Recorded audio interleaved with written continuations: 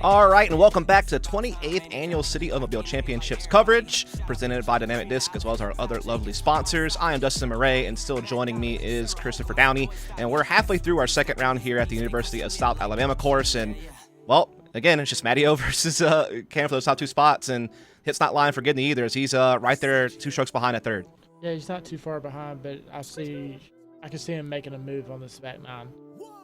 And hole 10, the tough start of the back 9, it's a par 4. You have a tight gap to get to this landing zone, and you really got to pump it down this fairway to get it in the premier spot. And then once you get over here to this open, you have 2 shots you can take. You can go over the OB parking lot over here to the left with a forehand, or you can go straight at it with just your fairway drivers and your mid ranges to finish to the screen. And it's really a controlled shot. You got a lot of rough deep of the basket that cuts you off from this basket, and you got a couple trees right around the basket that can slow you down and give you a 30-40 foot putt. You really got to take this hole in steps. And that first step is just getting into this initial gap and not cutting yourself off too far left, because that pinches you off from the fairway big time.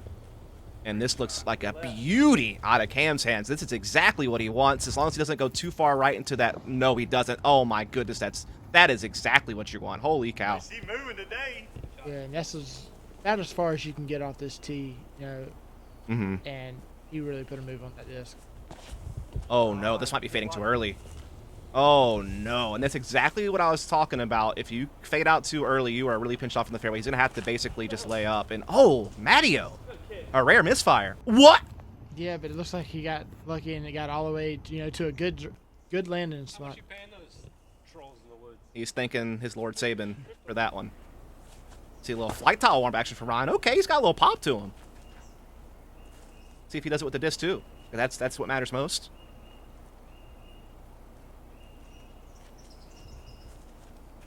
Oh, that's early. It looks like it's got a little flip on it. Oh, it does. It actually gets like a nice little kiss off that hanging vine, and it keeps him in the fairway. So we're getting a little bit of tree love here. As, again, here's that pinched off position that Gibney has to deal with, and I think he's thinking of trying to go for something crazy, but I think he realizes that taking his medicine's the right call. Yeah, no, that's a smart play. There's not really much from over there, and you just want to set yourself up for your third shot. Yeah, he can easily save par here with a good shot. I guess easy might be the wrong word, but he definitely has a chance if he does this right to get up there for his par, and looks like he's done it. Oh, yes. Yeah, and like I said, this green's a little fast, but it looks like he checked in pretty well. He's probably got about a 20-footer first.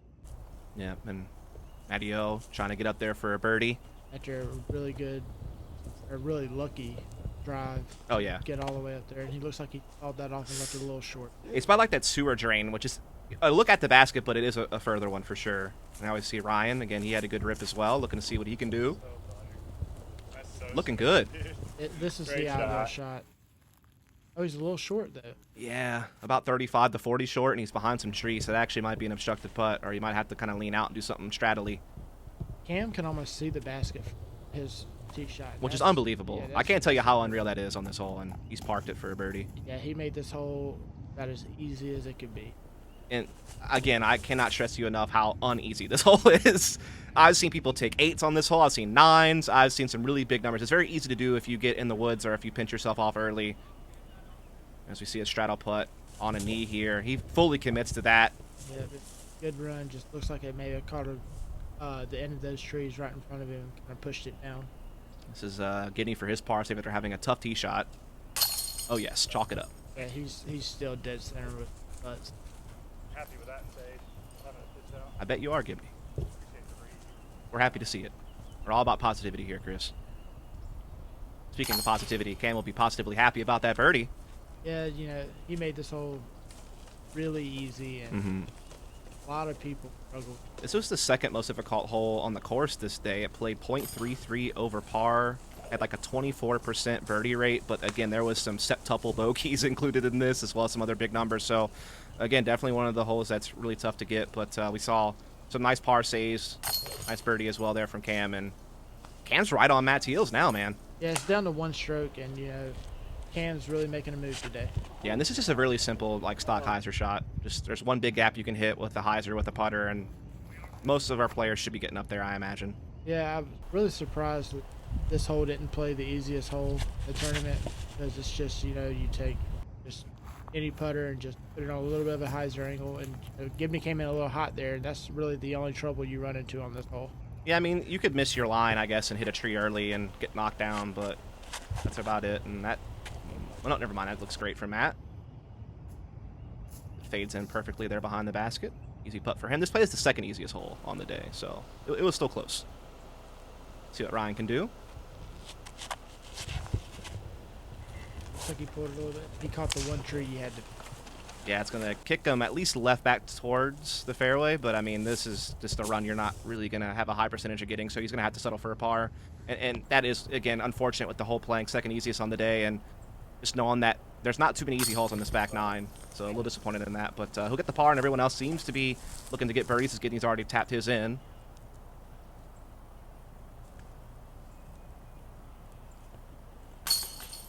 Yeah, Cam's catching fire right now. Yeah, Cam's looking really good. Looks like he's ready to make a move to possibly tie Matty-O or take that lead. Rounds over with. Yeah, he had a run of 4 in a row right towards the end of the front nine, and now he's gotten 2 in a row, looking for a turkey on the next hole, trying to continue to gain ground on Matty-O, who's up for his birdie as well right now. It's just this is a for Matty-O. Oh yeah, should be a no-brainer with that P Model S that he's been loving this year. Looks like he almost didn't commit to that putt and almost missed it. Had a really good reaction to get that too. Yeah, disappointment even after making it because he knows that almost didn't happen, but it did.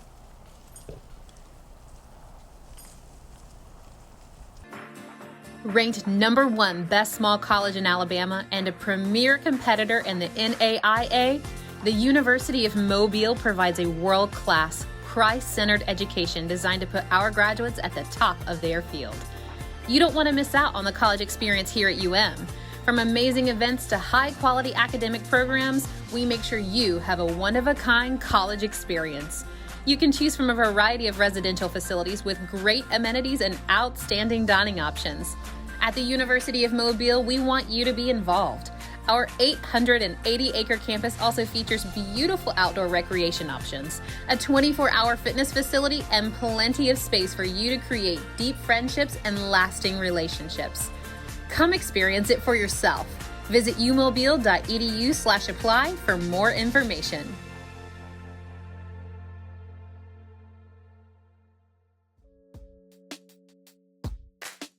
All right, and here we are at hole 12, Chris. Why don't you tell us about this one? Yeah, this hole, it's one of the, the more fun shots on the course. A lot of people will go up the middle with a mid-range or a fairway driver into the screen.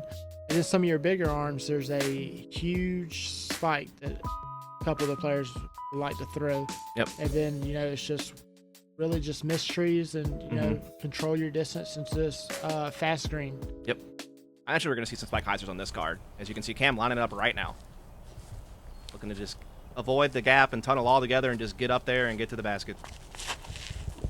Hard to tell. That looks pretty good. Yeah, out of his hand, you want to keep it as inside as possible. And, yeah, that's as bad as good as it I think gets. pretty good's an understatement. It's kind of hard to catch this disc. It looks like we see a mid-range here for Gibney. He's going to take the gap.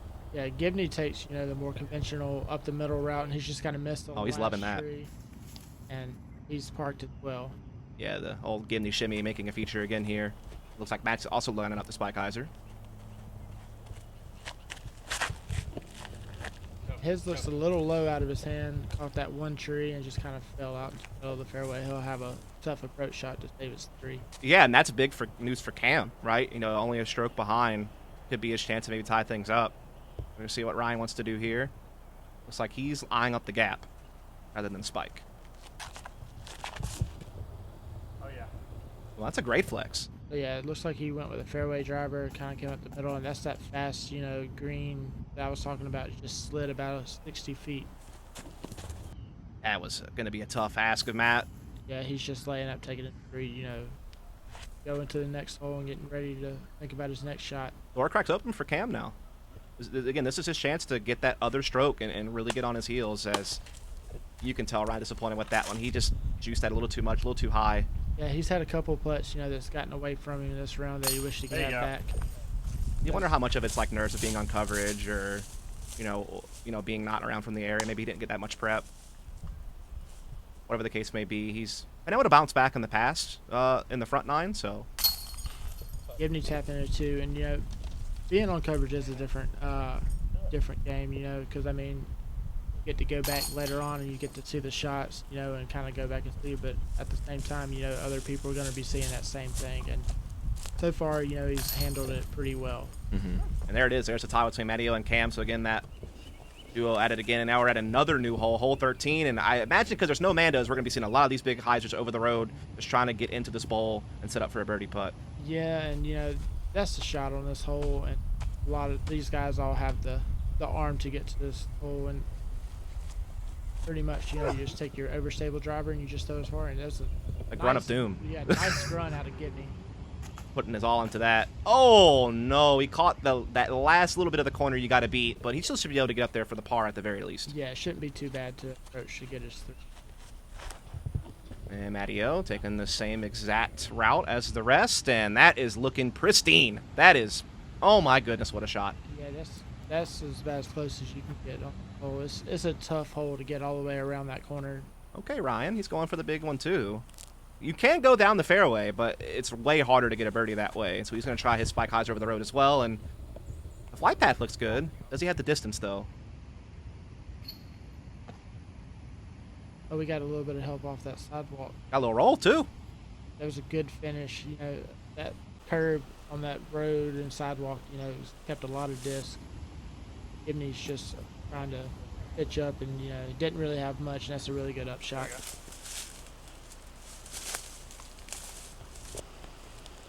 He even gave us a little wave back to the camera. What a nice guy. See another pitch up here. That looked like a little bit of a run. Yeah, a little like safe bid. Cam here from about 6 feet, give or take. A range he feels like he should be able to hit it from, and that's looking so close. Oh my goodness. That looked like it flew right in front of the basket. But Matteo's in circle one. Yes, sir. Has a chance to take the lead right back. Boom. Door cracks open and has been shut once more. Yeah, that's why Matteo's so good. Like, he doesn't give you very many opportunities. Even Cam, highly skilled player, and he shut that door right on Cam. Yeah, and this plate is the third most difficult hole on the day. There's only 4 birdies on the hole. You saw one of them there from Matteo. Shout out to Joshua Hollingsworth, Philip Tyler Belt, and Scott Watson for being our other 3 birdies on the day here at hole 13. As again, it was a new hole to the course. There wasn't maybe a whole lot of time to actually get reps in on it. And so it played as a pretty difficult par 3 in my opinion. Yeah, it was a tough shot, like I said, and with only 4 people in the field birdie, and it shows, that didn't have a lot of time to practice that hole. Now we go to the opposite end of the spectrum. One of the easier holes on the course. Just either a forehand over the water or some type of soft backhand, and that's perfect for Matt. Yeah, Matt's going to have it drop in, and then Cam was going to try to match that same line. And, well, he's done a pretty darn good job at that. And Gibney's going to throw the backhand. Uh-huh. Not a lot of people throw the backhand on this hole. It's such a easy forehand, but... Oh, no! Oh, he's got to be so careful because this could go in the water and go OB, but I can't tell. Maybe he stayed on the slope. Maybe he's got a chance. Yeah, that slope catches a lot of disc. He was low enough that I think he should be okay. Yeah, he definitely let go that early. You want to be, if you're going to throw the backhand, you got to make sure you're putting it to the right side of the fairway so that fade kind of keeps you in the center. And so we just another forehand, this time coming out of Ryan, and he's a little bit behind, but yeah, still good. Oh, he's safe. Barely. I mean, that was so close to being OB. Yeah, and he can't see the basket from here. It's just a layup. All he could really do. Hey, he'll take that par after that drive, I bet. He is okay with that. Kind of reminds me of what happened to him on hole 4, where he kind of got a little bit fortunate to miss an OB and was able to collect because of it, and he's going to do so again here. That's a nice putt. His 2 as well, and I think we're going to have Matt and Cam come clean up, and Gibney cleaning up his 3. A little bit of a standoff here. Oh, gotta love Gibney. Man, he's so fun to play with. Oh, absolutely. Anytime that I'm on his card in a tournament, I know it's going to be a fun round. Oh, yeah, absolutely. Now we're on a very difficult hole 15. Very tight fairway. Rhodes very close on the left-hand side, so very easy to go out of bounds on this hole. And Matt almost did it, but stays in. Yeah, this is one of the harder holes on the course. You know, you got to go off the tee, stay low, and a lot of people throw the flex forehand down the road, and sometimes it never comes back. Yeah. Also, they want to give one shout out from hole 14. Prior, we had one ace on it. It was Benjamin Page. Shout out to him for getting the ace on hole 14. So you see hole 15. Again, this tee shot, it's either a forehand or some type of soft backhand, and keep it centered because you're going to have to go for the forehand approach to the basket. Yeah, and Ryan had the one miss that you don't want to have. He's going to be in the right, up on that hill in the bad stuff. Yeah, he just has to kind of take his medicine, put himself right behind a tree to not make himself easy on it. Oh, no. There's that forehand approach talking about. And again, man, I feel like something was just off about his forehands today, and that's OB. Oh, it almost came back in, but he's going to have to eat that OB. He's going to be back about, another 100 foot from where that disc hit the curb up there. So, I mean, he's looking at 5 at best on the hole. Yeah, luckily it is a par 4 in this tournament, so it gives you a little bit more wiggle room if you make an error. As Cam looks like he's gotten up there just fine to set up for a birdie putt. Matt looking to try to do something very similar.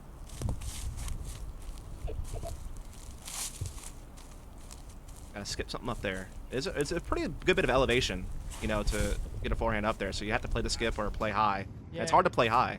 And for some reason, this hill, man, like, doesn't matter how good of a shot you throw on it, it's going to roll back down towards that road every time. Looks like Matt's in some thickness there, so he might have a little bit of a tougher putt than Cam. That needs to skip, and it does. Beautiful there from Ryan. Yeah, that's a really good shot, and he's got a chance to save us. Oh, my God. That's fine. Again, the best he could hope for was a bogey with the OB. Matty-O was not as deep as I thought he was going to. Yep. Helps having them long legs. Can kind of straddle out and still have a chance at a putt here for a birdie. Will he get it? Throw it. Just low out of his hand the entire time. A rare miss. And this is a chance for Cam to creep right back in. If he can get his birdie, might be able to tie things right back up. Yes, sir. Tied right back up just like that. Indeed it is. He'll go ahead and walk in and clear out knowing what he's done. See Ryan, see if he can clean up here. A little bit of uneven footing due to the slope, but still pretty close to be able to tap in this putt, you'd imagine. There it is. That was a good 4 from his drive. Usually whenever you go early right, it's hard to, recover and get a 4 on this hole. So now we're going to see Gibney try to come up and just, again, try to salvage things after the OB, which he should be able to do from this range.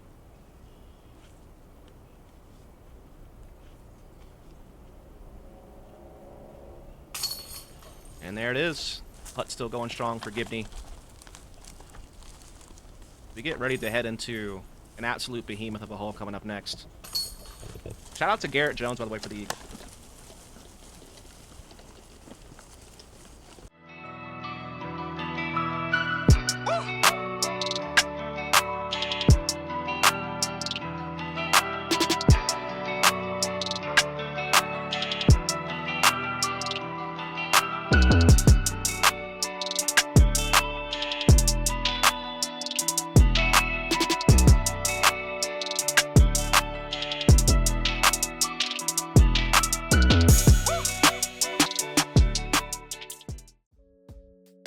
Now we come to that very difficult hole 16. Chris, why don't you tell me about it? Yeah, this hole right here, hole 16, takes a really good drive to attack the basket.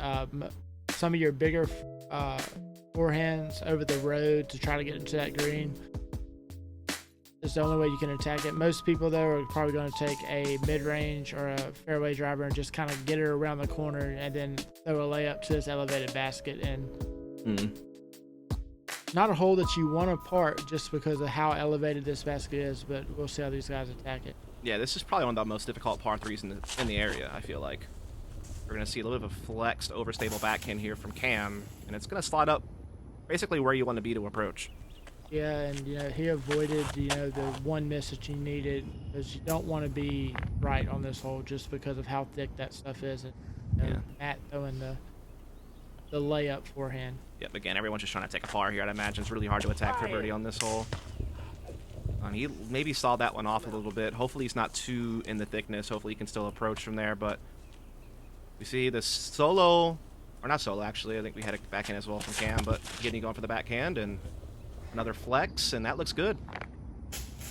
Okay. Yeah, they got way up there for, it looked like a mid-range out of his hand, and that was a really good shot by Gibney. Absolutely. That road comes close on the left-hand side, so it's very easy to go OB if you get too much in your backhand or if you have a flex forehand that goes awry. And he does a forehand roller, which is risky, but it's paid off for him. Yeah, and he hit the last thing he had to miss. That Stewart drain kind of stopped him from getting a little bit closer, and he's gonna have a couple of up shots right here, what it looks like. Yeah, no one's looking to get too crazy on this one now. He actually was in the culvert. He gets to play vertical above it, as it was not playing as OB. So he'll be able to chip up. And I imagine that's what everyone's looking to do here. Even from Gibney here, I mean, it's about as close as you're going to get off the tee, and running it just doesn't make any sense. Yeah, no, not very many people are going to run that putt unless they just get lucky to park it off the tee. I guess worth noting now that we only had one birdie on this hole, and it was Luke Kimna. So shout out to him, as this was the most difficult hole on the course this day, playing .55 over par. 60% of the field was parring it, and then we had a lot of big numbers as well coming after that for some of our players. So we're nearing the end here, Chris. Got a couple of holes left here at South, and it gets a little bit easier these next couple of holes. Kind of more middle of the pack in difficulty, I guess you could say, for 17 and 18. Yeah, we got, I wouldn't say 2 easy holes, but we got 2 touch holes to finish up the back 9, before we get ready to go to the long course at Uni next round. Yeah, and this is just everyone trying to play a low ceiling, dead straight putter or mid shot, pretty much, to get up to this basket. Yeah, and, most of the time it's just throw it in that hill and let it slide up, but it looks like, it That's just short. wasn't sliding that much. Yeah, Matt's a little short. Yeah, the area right is okay because the hillside will kind of knock you down. If you're early, though, and get to these woods on the left-hand side, you're in a lot of trouble. But that looks like a perfect low-ceiling shot there from Gibney, and he'll almost make minis with his teammate on the card.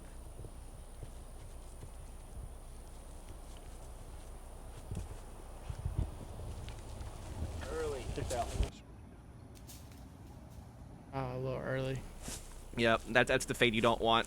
Looks like he didn't go too deep, though, so I think he'll still be able to approach for a par, no He should be problem. able to get a par. Go, baby. Oh, my goodness.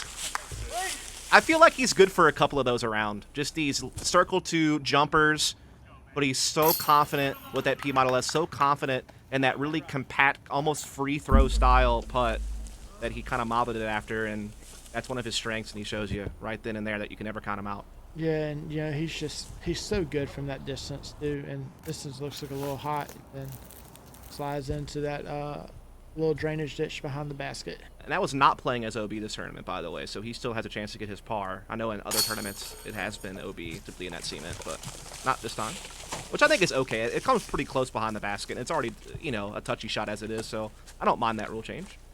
And you got Matt and or Cam and Gibney here just cleaning up their twos. Get to Ryan's third shot. Oh, baby. And that's a big putt for Matt for another big reason, right? I mean, that basically means that, he wasn't going to let Cam get ahead of him, Yeah, and, Matt's made a living making big putts in his career. Nice recovery putt there from Ryan. Maddie jumping over the ditch back there, still having a lot of fun back there. Now we're at 18, which is kind of a choose your own adventure hole. You can go up the middle, forehand route to the left. There's also a skip backhand to the right. As we see Cam going for the forehand. Skip. Oh, they caught the tree, though. That's unfortunate. Yeah, caught the last tree he had to miss. See what Matt can do. Same line. Yeah, this one looks a little bit better. We got a big flare. He's going to be about 30, 40 short. Yeah, that's exactly the flare you want on this hole. It's probably the widest gap to hit. It looks like he might go up the middle. Yes, sir. Oh, I niced him from the commentary booth. Yeah. Post. I don't know how you do that from the future, but I did. I'm sorry. Yeah, he flipped that one over a little bit too much with his hand. Ryan. And he just pulled that one way over. It's tough, especially because there's a lot more growth over there on the left-hand side, so you got to be a little bit more accurate to get the skip you want than in the past. But easy approach there for Cam to just get his par. And this gives Matteo a chance to take the lead back before we go over to Muni. Yeah, and, you know, I'm willing to bet that Matteo is probably going to hit this next putt dead center. I mean, after that last putt, he's feeling it. Oh, yeah. I think he's well within range to go ahead and get his birdie and take that one-stroke lead as we head over to our final round. As Ryan looking for a jumper from downtown and gave it a good little bid, but definitely going to take his par. Here's Matty for the lead going into the last round. That's Matty out right there. As if there was any other option. Yeah, dead center. He's going to be happy going into that next round tomorrow. Just cleaning up some pars here, and you know, Cam shot a really good round. He this did. round. I believe it was 12 under. It was. And you know, basically him and Matt kind of swapped, you know, from what happened in round 1 to round 2. So they'll be one stroke apart as we go into our final round. As Gibney, again, staying pretty close, right? He's definitely solidly third place coming into our final round. So take a look at some of our final scores coming up here. Colin Forehand, shout out to him, climbing the ranks. So he'll be on our lead card coming to the final round. yeah, and that's going to be a fun card to watch. All four of those guys are can throw really far, and it's going to be just, you know, good putting and a good battle for that last round tomorrow. Absolutely. And again, a huge shout out to all of the partners who helped make this coverage possible. And shout out for myself and Chris as we bid you adieu for now. We'll be back for the final round. So make sure you follow and subscribe up here at Soblue Productions so you catch the rest of the coverage. Love you so much. See you next time.